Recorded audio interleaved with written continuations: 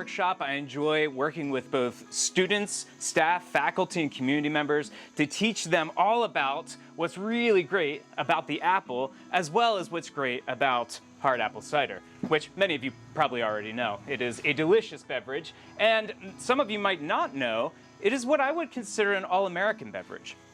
A lot of people consider beer to be the all-American beverage, and we think of things like Budweiser and Coors and some of those different beers that have been around for a long time. But frankly, apple cider was the first alcoholic beverage that the settlers in America were drinking, and they drank a lot of it. A lot of the statistics will show that they drank up to 36 gallons a year per person. That's about a pint of apple cider a day. So our forefathers were loving the apple cider and probably not exactly sober the whole time that they were doing the founding of this country. But it is a great beverage, and I want to talk to you a little bit about, first, the history of not only the apple, but the history of cider and apple cider making.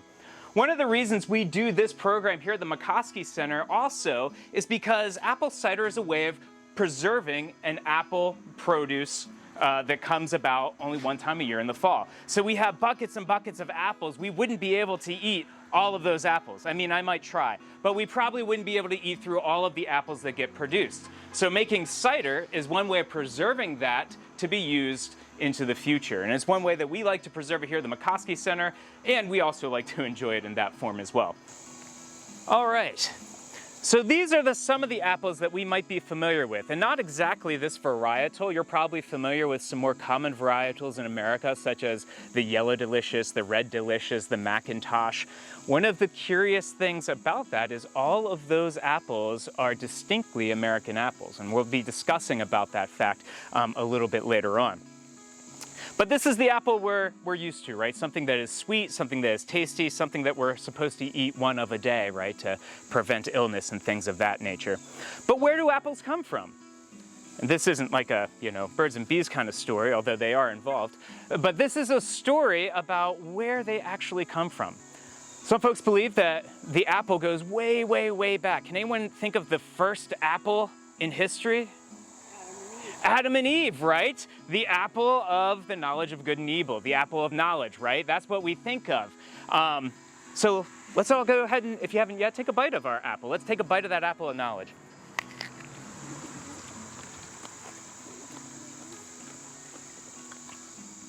Note the different flavors you're getting. Depending on which one you grab, maybe a little tart, probably some sweetness, maybe a little mealy. Maybe a little more crisp. Apples have very many different varieties. And going back to the story of Adam and Eve, the sad fact of the matter is that story is not really true. Now, I'm not saying the story of Adam and Eve is not true, but I'm saying that the fruit that they supposedly ate most likely was not an apple. I know, sacrilegious. So, there's a lot of them, so be prepared. So the actual fruit that we've seen in a lot of Renaissance paintings of them eating the apple and holding the apple, those come from the Renaissance painters when apples were very much in vogue during that time. Apples were the new fruit brought over from the Silk Road in China, from where they originally came back in, I believe, Kazakhstan is where the first apples were. And so those apples came into the areas of Europe where the Renaissance was taking place, and so they found their way into these early works of art. And so now we envision the apple as the fruit that was eaten by Adam and Eve, when in reality it was probably a pomegranate or something like that from what we know that area might have been. But it still holds its place in lore of our country, even into technology. If you think about a very famous computer company, Apple, right? Their symbol is a bite out of the apple of knowledge. So it makes its way into our culture in many, many different ways. And it continues to do so to this day. So I want you to look at some of these trees here. This tree right here, this tree, and this tree right over here. These are what we know as crab apples, okay?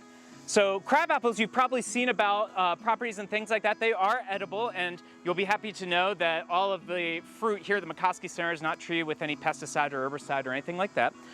So if you would, you can take a bite of this. But before you do, fair warning, they aren't going to taste as sweet and yummy as this apple. okay? They're gonna be a bit different, but brace your taste buds and jump on in. I'll do it too.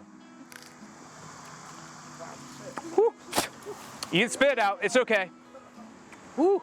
What you're tasting is a lot of acidic flavors. You're getting a lot of tannins and not a lot of sweetness. The tannins are what make your mouth feel dry right now. If you're like, oh my gosh, I feel like I just swallowed sawdust, that's the tannins at work, okay? If you need to, take another bite of your good apple to get that taste out of your mouth.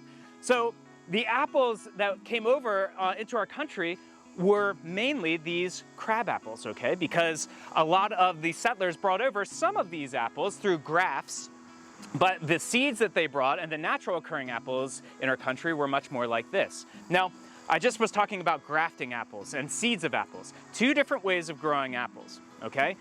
Apples, as it turns out, aren't very much like us in certain ways.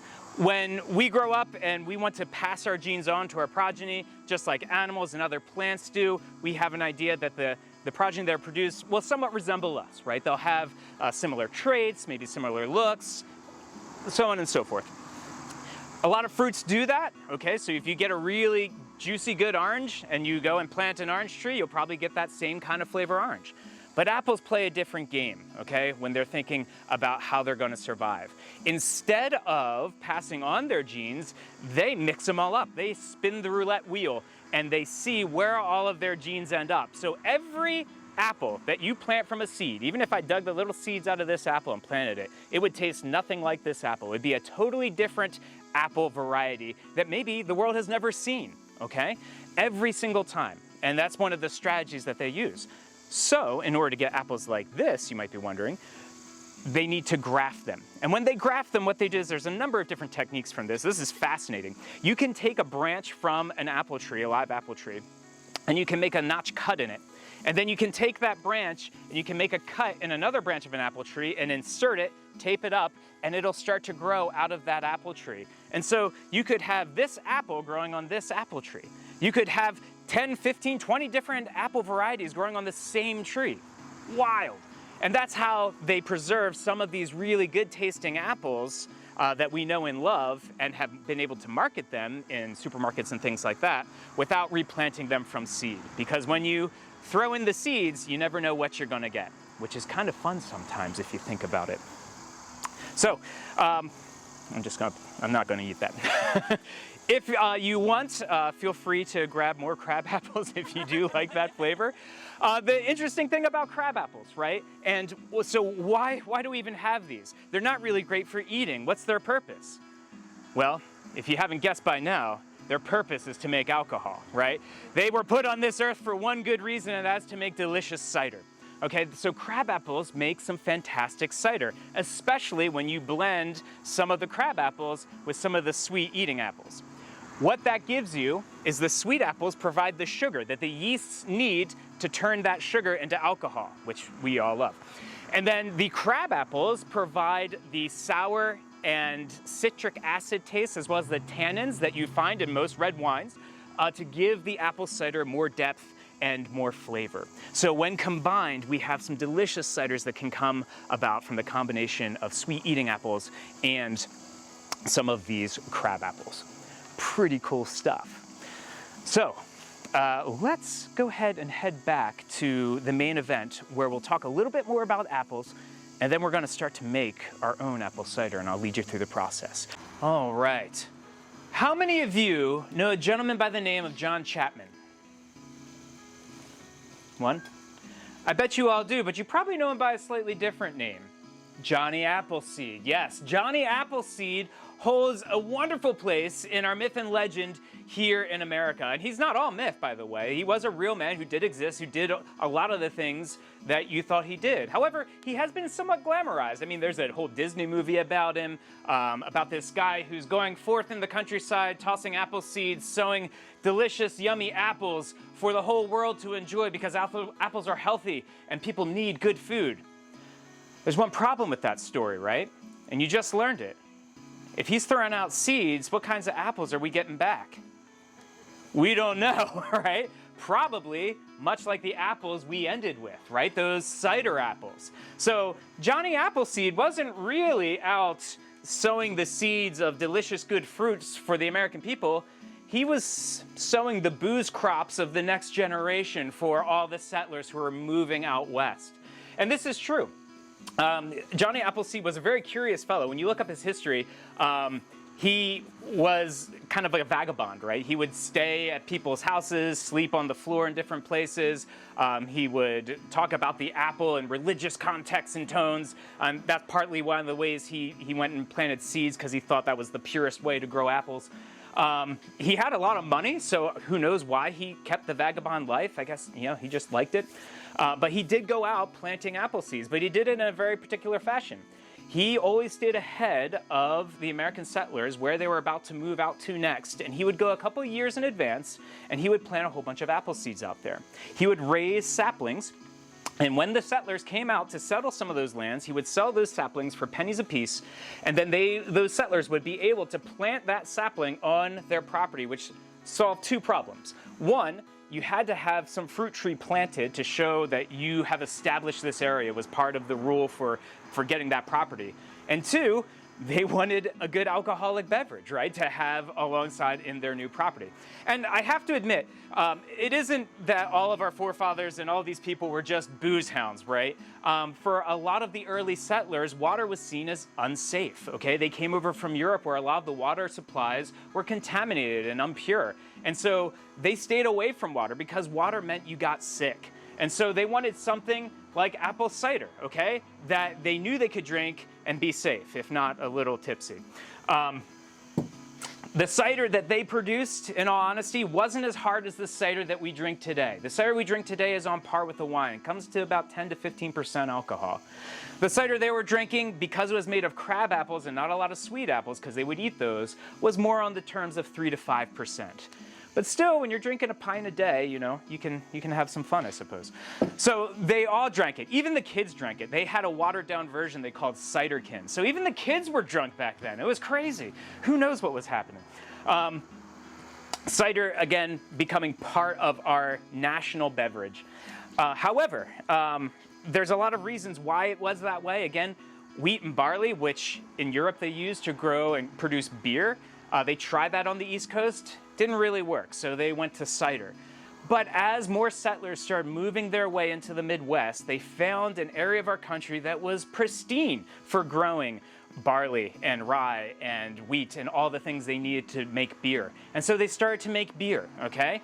Which is fine, I like beer. And so they started that culture, and beer became more of the national beverage because it could ship a little bit easier than apple cider without going spoiled.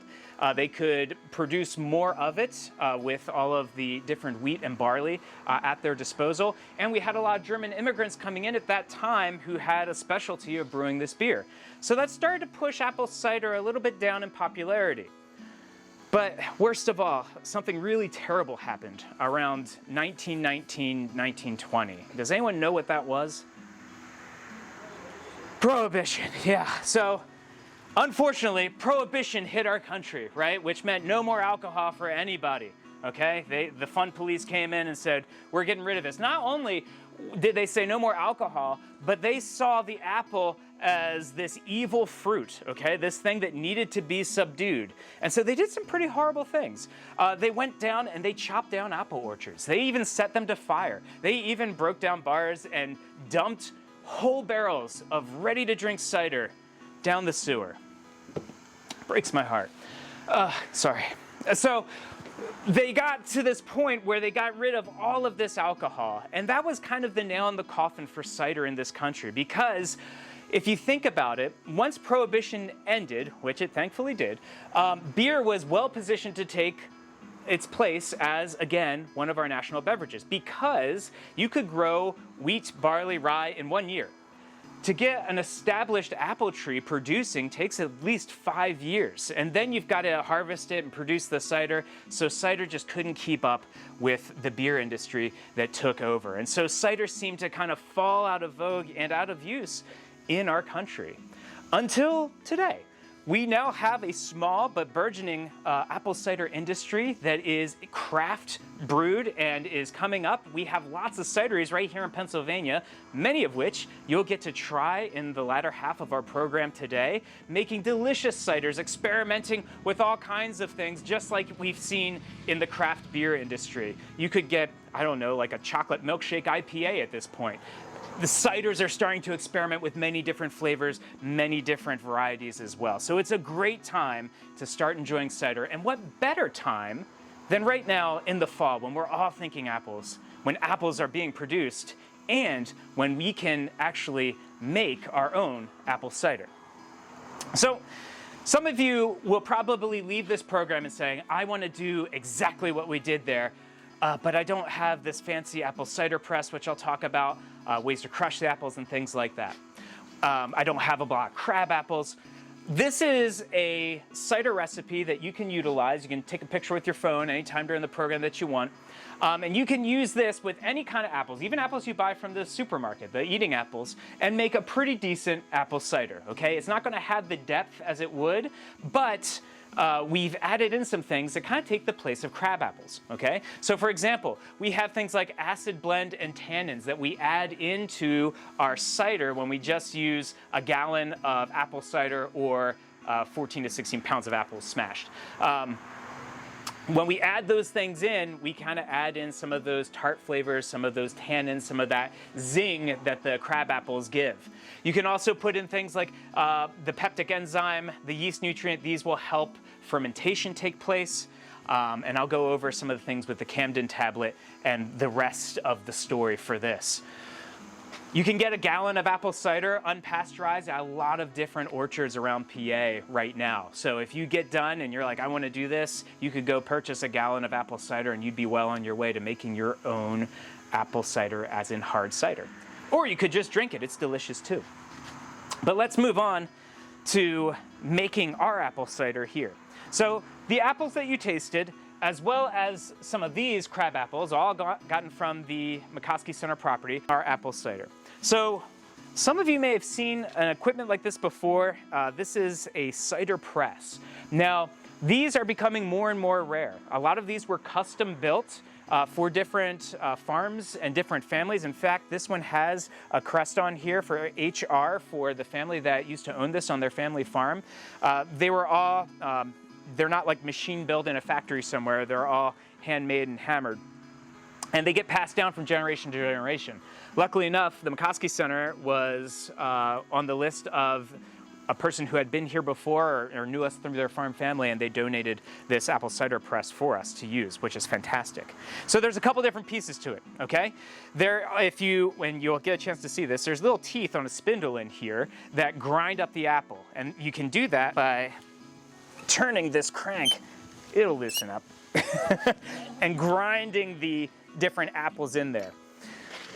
You can then, after you have all this mash, you collect it in your sluice barrel down here.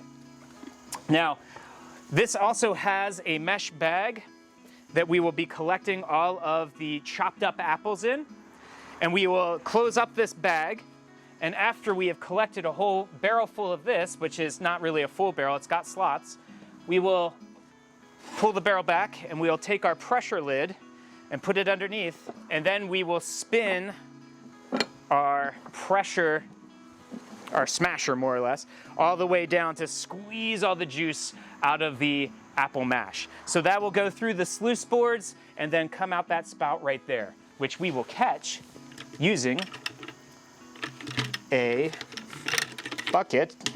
There we go. A food grade bucket, and it's important to get a food grade bucket. You don't want any plastic that's not designated food grade, okay? You can find these at hardware stores and things like that. And we'll collect that in our food grade bucket. I will slide the basket forward. You're on the crank, you're on the apples. So see in here where those teeth are? Yes. He's gonna spin it, and you can start spinning it around. Yep, once you get it going, it's better. There you go. I'll stabilize it.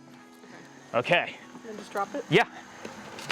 And then, yep, keep going. Nice. Whoa. I should have given you goggles. I apologize. It's not for the faint of heart.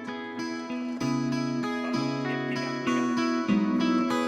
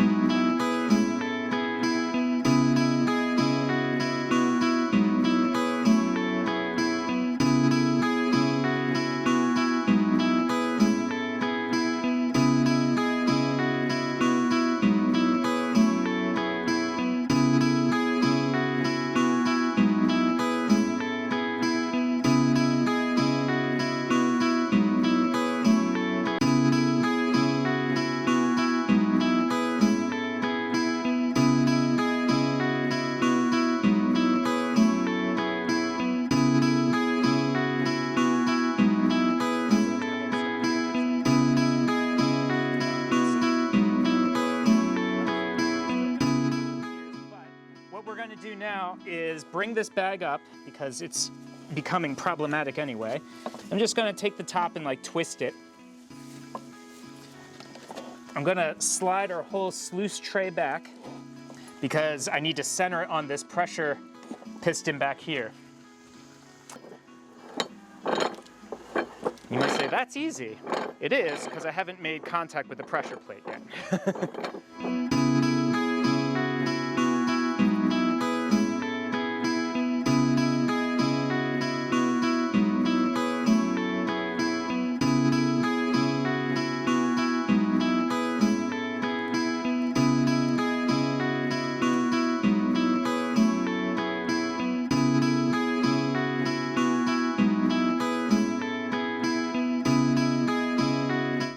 So once you have your cup, come on forward. I'm only going to give you a small taster of this apple cider, so don't expect a full mug or anything, because remember, we're here to make hard apple cider, not just regular apple cider. But I do want you to taste this, taste it for the flavors, and remember it. Here, we have our apple cider that's pressed.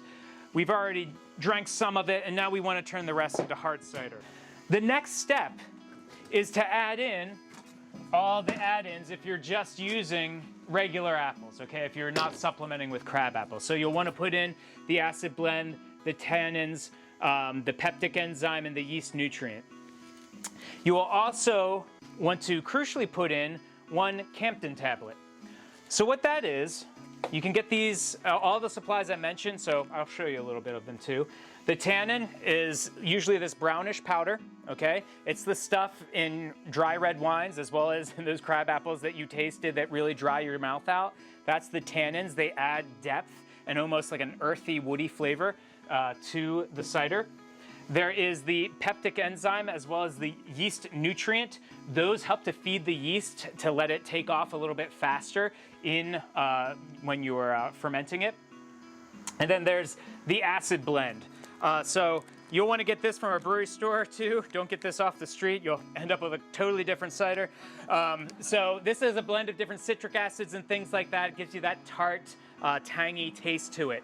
So all those things, other than those, the yeast nutrient and the peptic enzyme, are to add depth and flavor to your cider if you're using just regular sweet eating apples for your cider.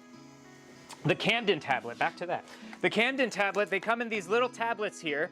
These are also called Campden Crush. You can get these at brewery stores. What these will do is it'll kill all the bacteria, all the yeast, and all of the bad stuff in your cider. And so they come in those little tablets, and you don't just throw the tablet in, you have to crush them into a powder and then put the powder in there. So I usually use just 2 spoons, I found is the best way to do it. And so you just put the tablet in one. This does look suspect, by the way. Then you just crush the pill, and you come out with like this white powder.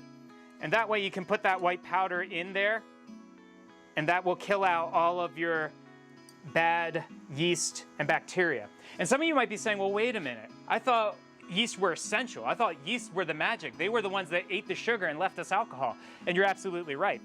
However, we don't want wild yeast in our apple cider because yeast is everywhere. It's all around us, okay? And it's certainly on the surface of those apples. And so if we were just to put the apple cider into a jug and let it go, that wild yeast would take control and start to ferment our apples and create alcohol. Many of you might be saying, sounds good to me, like what's the big deal? The big deal is wild yeast have variable different flavors, okay?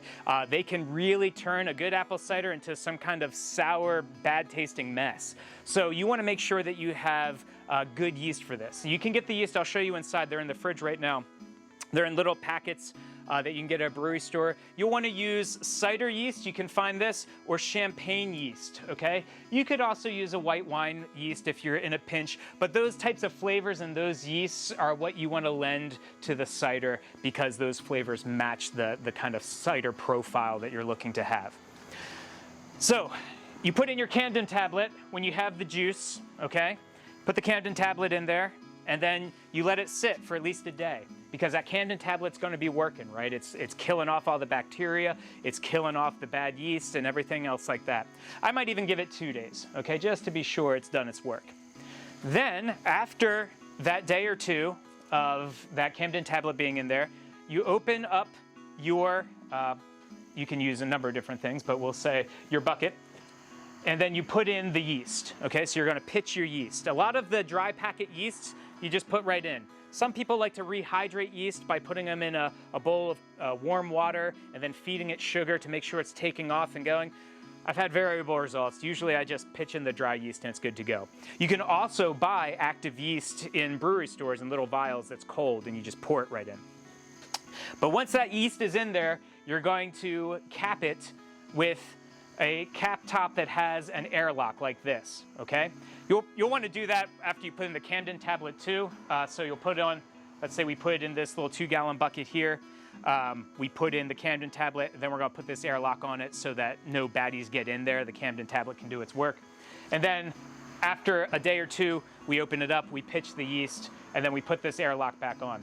That airlock's important, okay, because it's making sure that nothing's getting into your cider, but crucially, it's letting gas bubble out. And this is how you know if your yeast has started, okay? When you cap this back and you put in your airlock, these, and they come in different varieties, but these ones have like a little bell cover there that covers over the stem. You put it in the water, and then the gas bubbles up through the tube and pushes that bell up and escapes through the little slits in the side here. I'll do a little demo here. So that's what it looks like. Okay, so it pushes the oxygen up and then it doesn't let anything bounce back in. So we've got that. What's really cool, this is the first ever cider workshop we've been able to do this because we ran 2. We have last week's cider has already, this is it right here, it's already gone through the yeast. The yeast has bubbled, it took off and made some hopefully really good cider in there. And now we're going to our second phase. So after a week, then you've let the cider do its work, and you keep an eye on it. You wanna make sure you see bubbles, because if you don't, you need to try to re-energize your yeast, and I can tell you about some different techniques for doing that. But once after a week, after it's done bubbling, then you're gonna wanna transfer it into something that's probably not plastic, even food-grade plastic. You're gonna wanna transfer it to glass, okay? So for that, we have a glass carboy down here. The glass carboy, the buckets we're using today, all of which have been pre-sterilized.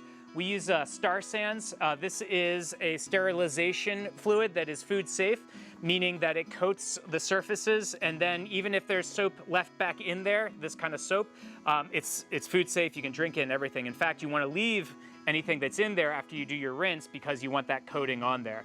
So most brewers will use something like Star Sands to purify all of their buckets and whatever they're storing it in. So we've already gone through the process of sterilizing the bucket that we're using to store our apple cider, as well as we sterilized this last week. We also sterilized that glass carboy.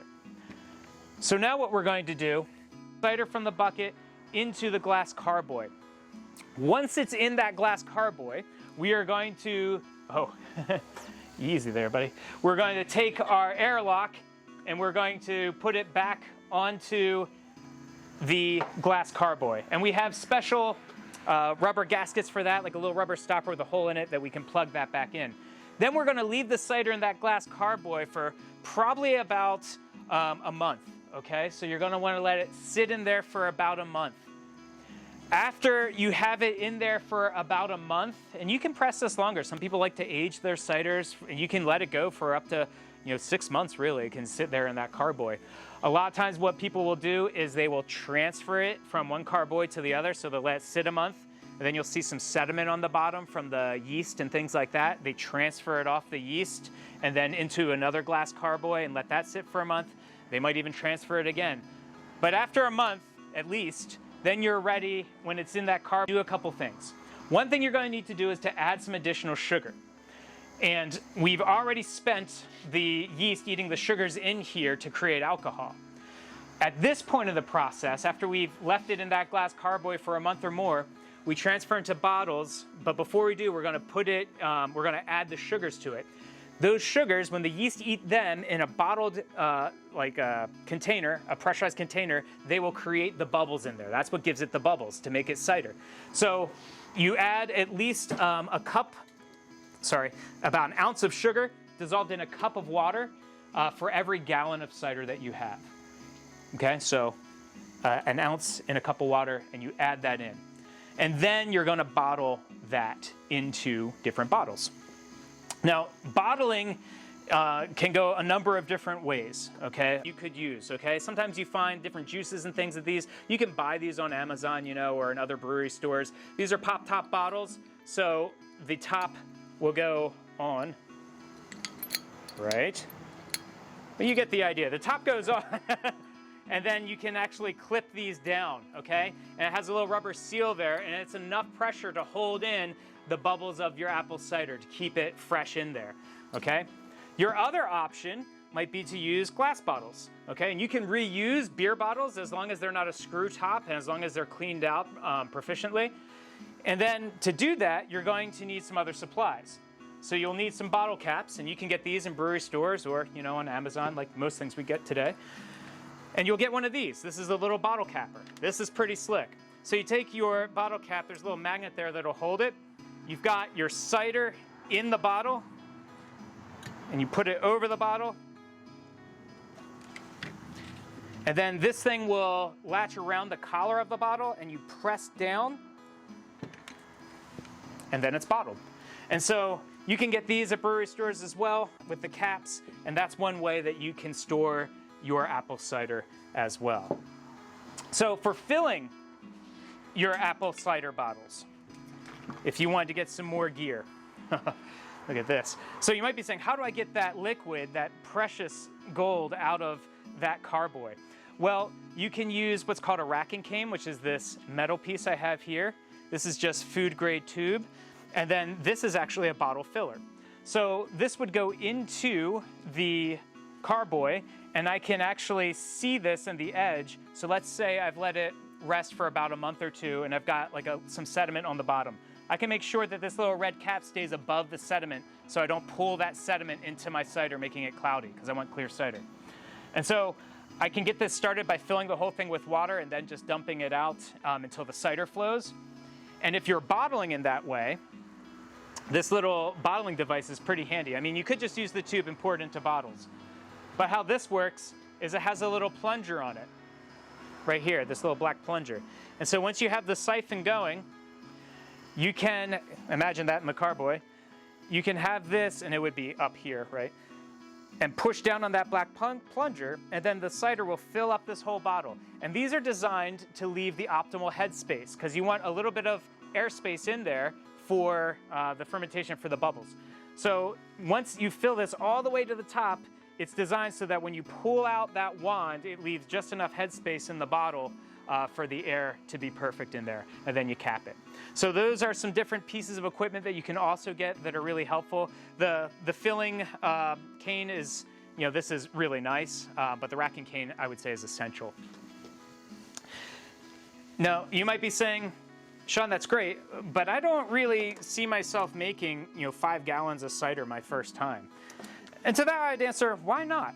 But if that's you, that's fine, right? Because we usually don't like to go whole hog into something. We like to kind of wade into it at first. So I would say a good place to start would be a little 2-gallon fermentation jug. And you might say, well, I only want to make a gallon. You're going to want a 2-gallon one so you have space for the yeast to gas off and everything like that. They sell these with the lids that have this little black grommeted hole in them for your airlock. And so you want to pick up something like that, which you can get at a brewery store. And then you could find yourself just a glass jug, right? A glass gallon jug. You can get this at a, Amazon, obviously, or other places. If you're lucky enough to go get your apple cider from a cidery and they're selling it in glass jugs, that's perfect, right? Because then you've got your fermentation jug right there. If you get desperate, you could get like a jug of Carlo Rossi or something like that, okay? And then you'll have one really bad night, but you'll have much better alcohol in there when you're done. So those are some great options. You can also get these little plugs that will go right in the top, and these will hold an airlock as well. This is how I started when I started doing my own winemaking and cider making in Colorado, and then I upgraded to a larger scale after that, but this was plenty to get me going. You can find fruit trees all over the place that people aren't using. You just ask them if you can use the fruit on their property, and most of them are like, yeah, take it. It's just making a mess of my yard. And then you can make all kinds of fun wines. I've made wine out of, or cider out of apples, pears, raspberries, I've made a sweet corn whiskey wine that was made from sweet corn. It actually tasted like a Chardonnay. I kid you not, it was delicious. And I've had some really bad things I've made, like an onion wine. I don't know why. I found a recipe, I said, why not? There's a reason why not. I made a sugar beet wine that was actually okay. It was just very earthy. It tasted a little like dirt. But you can experiment with all kinds of different fruits. It doesn't have to be apples, but after today's program, I'm sure you'll agree that apples hold a special place in our hearts and in our history and our culture, and they are the ideal fruit for making a cider or even apple wine if you wish. Program. So if you would, please lift a glass to the apple and to all of you, our new cider makers. Cheers.